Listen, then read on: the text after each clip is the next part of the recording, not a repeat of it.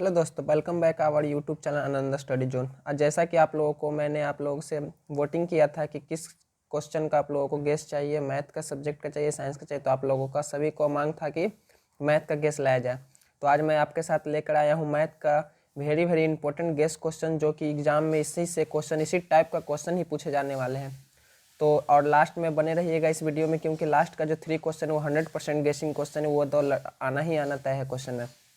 तो देखिए, पहला क्वेश्चन कहता है कि अभाज्य गुणनखंड द्वारा 126 तथा 156 का मसा एवं लसा निकाले। तो इतना दिमाग में आप लोग बैठा लीजिए कि ऐसा क्वेश्चन आपको एग्जाम में आना ही आना है, इसलिए इस तरह का क्वेश्चन को रिवीजन करके जाए। और सिर्फ इस वीडियो में आपको क्वेश्चन में लेकर आया हूँ गेस क्वेश्चन। अगर आप लोगों का मांग होगा किसी को बहुत ही ईजी मेथड से इसको कैसे सॉल्व किया जाए, जो कि बोर्ड में अच्छे मार्क्स आप लोगों को मिल जाए, तो उसके लिए भी आप कमेंट में ज़रूर लिखें। चलिए सेकंड क्वेश्चन की ओर बढ़ते हैं। सेकंड क्वेश्चन में कहता है कि एक द्विघात बहुपद ज्ञात करें जिसके शून्यकों का योग तथा गुणनफल क्रमशः √2 और 1/3 है। यानी कि इस तरह का भी क्वेश्चन आपको पूछा जा सकता है कि एक द्विघात बहुपद ज्ञात करने के लिए कह दिया जाएगा जिसमें शून्यकों का योग √2 और गुणनफल दे दिया रहेगा। इसका फॉर्मूला होता है जिसके हिसाब से आप लोग आसानी से इसे सॉल्व कर सकते हैं।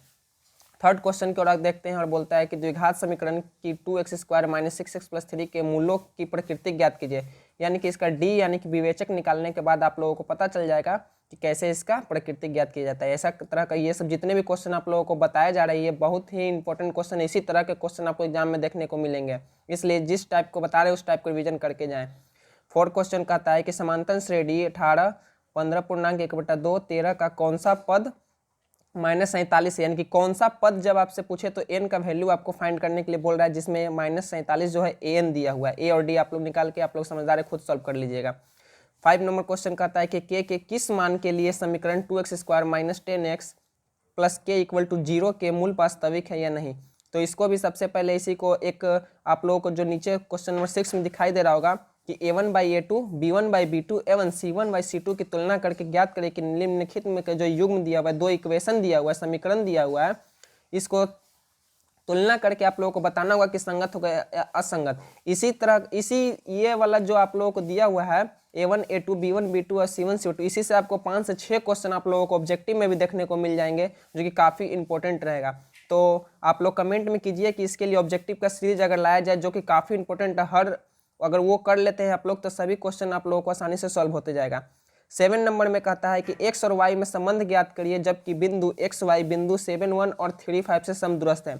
मैं देखा हूँ कि ये वाला क्वेश्चन में काफ़ी स्टूडेंट अटक जाते हैं, लेकिन इसमें अटकने वाला कोई बात ही नहीं होता है, क्योंकि पहले से ही यहाँ p(x,y) अगर दे दिया रहता है और एक बिंदु ये है और एक बिंदु ये है, तो उसे दूरी सूत्र यानी कि डिस्टेंस फार्मूला से दोनों और इक्वल करके रूट को खत्म करके उसे डायरेक्ट फार्मूला पे a+b और a-b का होल स्क्वायर पे तोड़ दिया जाता है। फिर क्वेश्चन नंबर 8 कहता है कि दो क्रमिक प्राकृत संख्याओं के वर्गों का योग 421 है, तो संख्या ज्ञात कीजिए। ये भी काफ़ी इंपॉर्टेंट क्वेश्चन रहते हैं, जो कि आसानी से बन जाते हैं लेकिन देखने में काफ़ी हार्ड लगता है, लेकिन सिर्फ इसे समझ लिया जाए तो भी आसानी से सॉल्व हो जाता है। इसमें लघु उत्तरीय ही नहीं बल्कि इसमें दीर्घ उत्तरीय में भी ये क्वेश्चन पूछा जाता है। चैप्टर 4 से जो द्विघात समीकरण वाला जो चैप्टर है उससे काफ़ी इंपॉर्टेंट 5 नंबर का क्वेश्चन पूछा जाता है। क्वेश्चन नंबर 9 में कि सिद्ध करें कि √3 या तो √2 या तो 1/√2 या तो 3 + 2√2, ऐसा क्वेश्चन भी एग्जाम में देखने को मिल जाता है, जो कि प्रूफ करने के लिए रहता है कि अपरिमेय संख्या है। और अगला क्वेश्चन देखा जाता है कि बोले थे जैसा कि आप लोगों को कि लास्ट का 3 क्वेश्चन काफ़ी इंपॉर्टेंट रहता है।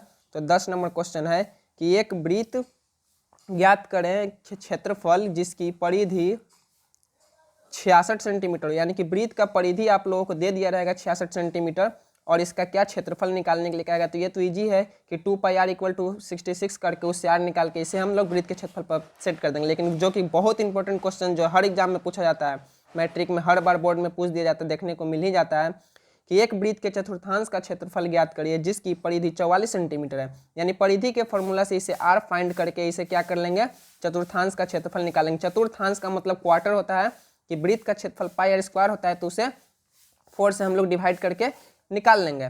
फिर लास्ट क्वेश्चन जो कि दीर्घोत्तरीय का है, जो कि काफ़ी इंपॉर्टेंट है, जो 5 नंबर में आपको पूछेगा ही पूछेगा, एकदम उसके प्रैक्टिस करके ही जाए, एकदम same to same ditto question आप लोगों को पूछा जाएगा। जैसे x + y का = 6 इक्वेशन दे दिया रहेगा, एक x - y का इक्वेशन 2 दे दिया रहेगा, और ग्राफीय विधि से हल करने के लिए कह देगा, जो कि काफ़ी इंपॉर्टेंट क्वेश्चन है।